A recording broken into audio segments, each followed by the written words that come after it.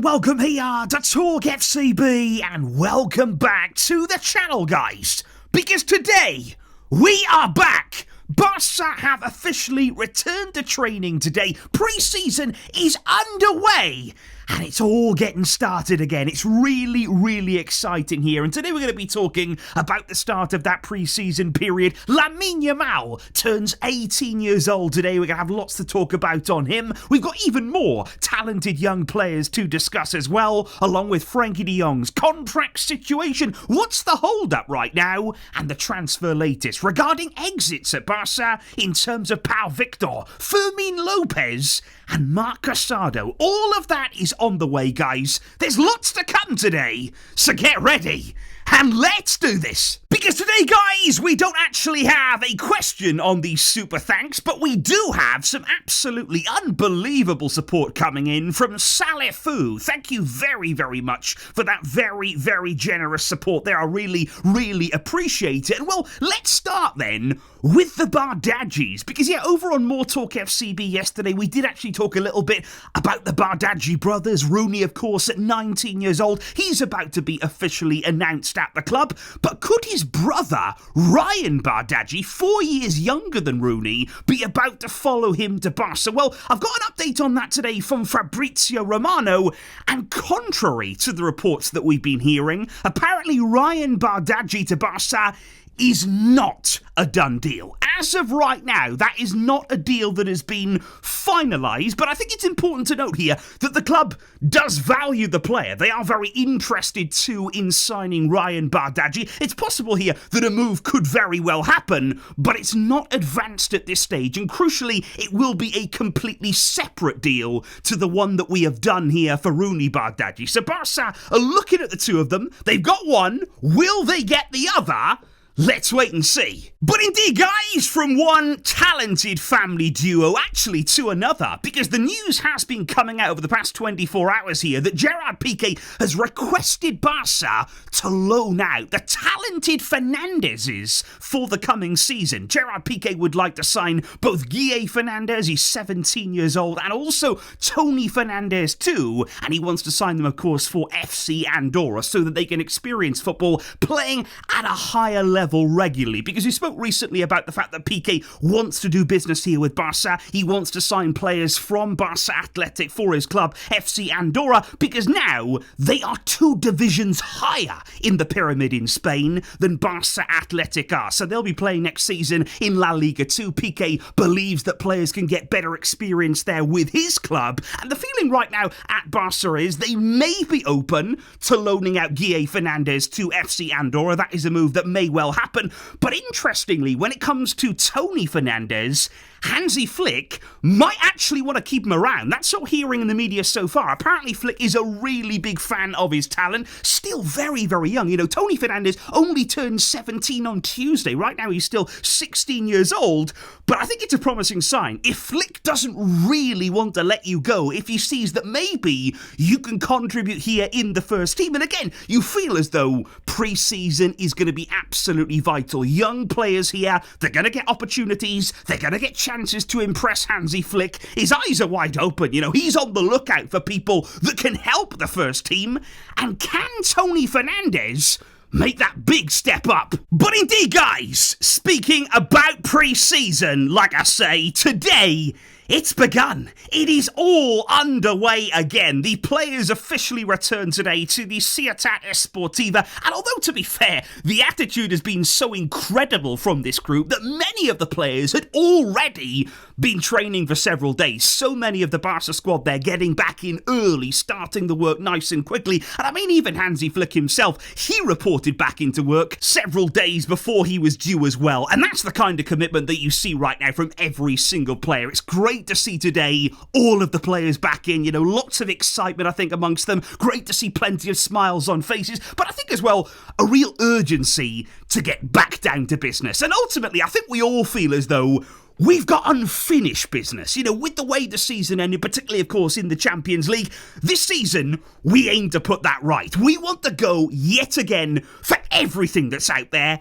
and this time, we want to secure it all. And today, it was basically about, the usual medical test. That's the first day here of pre-season. Basically, you evaluate where each player is in terms of their condition, because obviously these players, they've had a rare few weeks off. They don't really get an extended amount of time just to relax and unwind a bit. And, some may have trained a bit more than others. Some may have let themselves go a little bit more than others. So Barca here today will gather all of that information, and they will know what each player needs here in pre-season. Who needs to be pushed, who needs to go through a little bit more of a workout to get themselves back in their peak condition and get their sharpness back for what is going to be a massive season ahead. Because indeed, guys, one of those very smiley faces returning to the club today, it was Lamine Yamal. Great to see him back there. And of course, he is celebrating a very special day today. I think we'll all come together in wishing Yamal a very, very happy 18th birthday. He had that little celebration. I say little, it probably wasn't little yesterday, but he was able to celebrate, and understandably so. Big day, turning 18. And I thought it was interesting to see, actually, an interview that he did with the club. They released that today,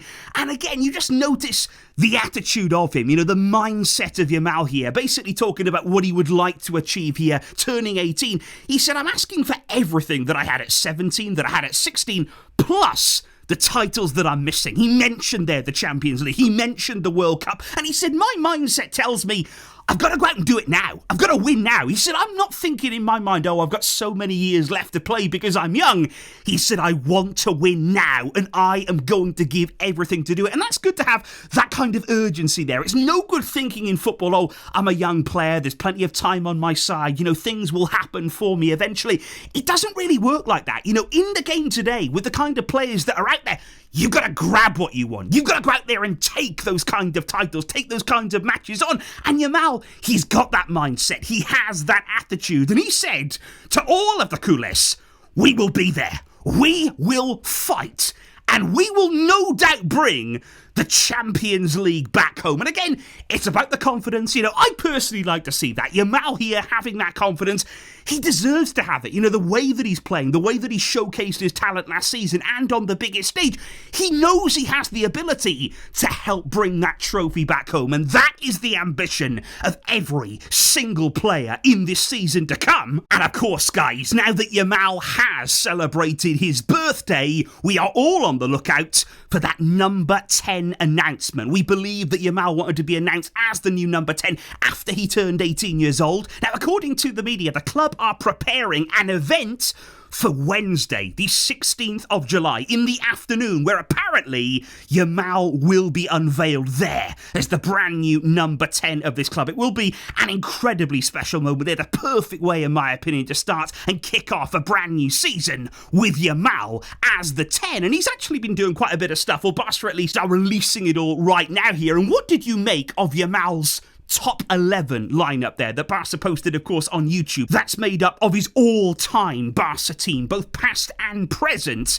And what a lineup that is, I've got to say, guys. There, of course, Yamal, he's gone very offensive mindset. And why would you not, given the wealth of attacking quality you have here with all of these Barca legends? And I've got to say, that to me looks like an absolutely excellent team. Would you make any changes to that? Let me know in the comments down below. But if we do, indeed move on here to some of the transfer rumours that we are hearing in the media right now, guys. And again, plenty of the players who have indeed returned to training today. You're hearing rumours about people like Fermin Lopez, for example. Rumours that he could be leaving the club, that there could be bids on the table, potentially being for sale. And then you also hear, but Hansi Flick has stepped in. Hansi Flick has been the one to sort of block these kinds of sales because he wants to keep somebody like Fermin at the club. He sees him as an important part of the squad, somebody who can have a real impact, particularly as we saw at the end of the season there when he was given minutes, when he was given authority in that attacking midfield role. Believe me, Fermin can be absolutely incredible. And you also hear plenty of rumours, we've discussed it before,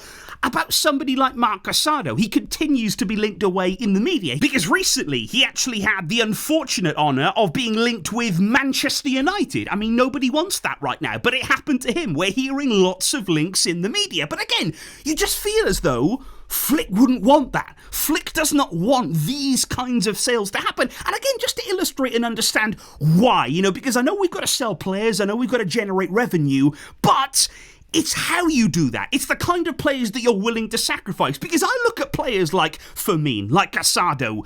These are very, very difficult players to find in so many ways. Because on the one hand, they're incredibly talented anyway, and they still have the potential to grow and improve. They're still relatively young. They're also players who are actively having an impact on the team. At several points last season, Fermin, Casado, they really, really proved their worth. And not only all of that, but they're also players, don't forget, who don't cause you problems. They are not demanding here to be automatic starters at Barca. They are not commanding huge wages. They are not coming and really causing noise and issues in the media. They accept their roles. They work very hard. They work for the team. They're part of this group. And that's why, it's tough to find players like that who are not only excellent players, they are not only players who impact the team, but they also help the team. They do not cause problems. They do not have unrealistic demands. And I just think that's why I'd think so carefully before deciding to cash in on these kinds of players, because they are so difficult to replace. And I guess my other concern when we're hearing about Fermin rumours, or whether we're hearing about Casado rumours, when you're talking about Barca cashing in on players, that worries me anyway, given that Barca's version of cashing in on somebody is probably selling them for about half of their market value.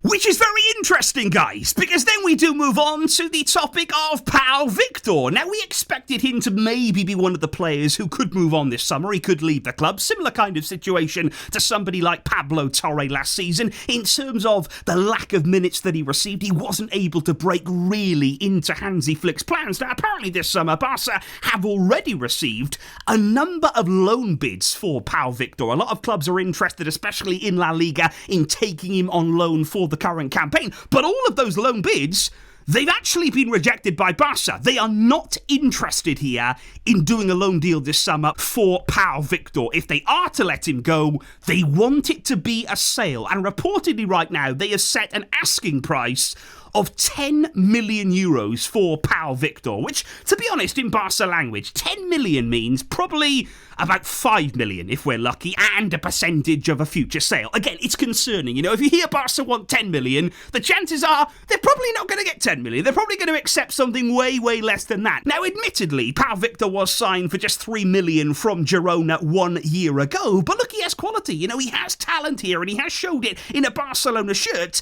And I'm just wondering this summer, what would you do with him? And if you were to move him on, if you were to opt to sell him, how much would you accept? What kind of money should we be looking for? Not only from La Liga clubs, but from clubs around the world. We can do business with clubs outside of La Liga. How much would you sell Pau Victor for? But indeed, guys, then we do move on to the all-important topic of Frenkie de Jong's contract renewal, because right now talks are still ongoing about that contract renewal, which, don't forget, is not only key for generating FFP space. In renewing Frenkie there, in extending that deal, and again, spreading the wages, Barca will generate significant FFP space. But it's not only key from that point of view, but this has also become now quite an urgent case at Barca, given that Frenkie has now officially entered the final year of his current deal. His deal will expire next summer. So Barca, again, they don't want any player to sort of run that contract down. They don't want to get into a situation whereby there's only a few months left on that deal, which is why they want to get this done. They need to get this wrapped up here as soon as possible, surely before the start of the new season. That is what everybody needs to do. Now, there have been a few delays on this, and people are wondering, well, what is the hold-up? What is the delay here? Why haven't we already renewed Frenkie? Well, I think some of those delays actually came from de Jong's agent situation. Remember there that he decided to split with his longtime agent, Ali Dursun. Now, that didn't actually seem to be such a straightforward process. That wasn't an easy split there from a guy that seemed to be incredibly annoying. But it did happen in the end. They have now split, it seems, because it's now actually taken place that De Jong has a brand new agent, which could also really help the club, because his new agent is none other than Pini Zahavi. That is a man the club know well, and he's also very well liked within the club too, because he is the agent of not only Robert Lewandowski, he was key in that deal, but he's also the agent of Hansi Flick, which again, that should only help these Frenkie de Jong negotiations. His new agent there being Zahavi, the club have done business with him before, they've negotiated well with him, that should be a lot easier for us. And what we're hearing now is that since de Jong is back at the club, he's back at the training ground, we saw him today, looked in great spirits, looked really happy to be back, that was great to see. Now the club plan to continue those contract talks face to face. Deco of course will be involved as well, let's all hope for the best, but there is optimism on all sides here that we can reach an agreement. Frenkie is an important part of Flick's team, really impressed in the second half of last season. Barca don't want it to really run there into the final year of that deal. So let's get things sorted. Let's extend this deal and help FFP in the process, and everyone will be happy. So that there, guys, is the very latest right now at Barca. I am personally so excited here to get pre-season underway. You know, every day now we're going to be talking about the team training, working hard, progressing, and then we will have Barca matches again. Hansi Flick ball will be back on our screen soon. But until then, guys, I am off now to watch the Wimbledon final. Any of you guys be tuning in here? Yannick Sinner against Carlos Alcaraz. Who is your pick? Something a bit different. Let me know in the comments down below if you will be watching. That could go on for hours, and I will see you soon, guys. Enjoy the rest of your Sunday, but until next time, as always, Vejka, El Barça.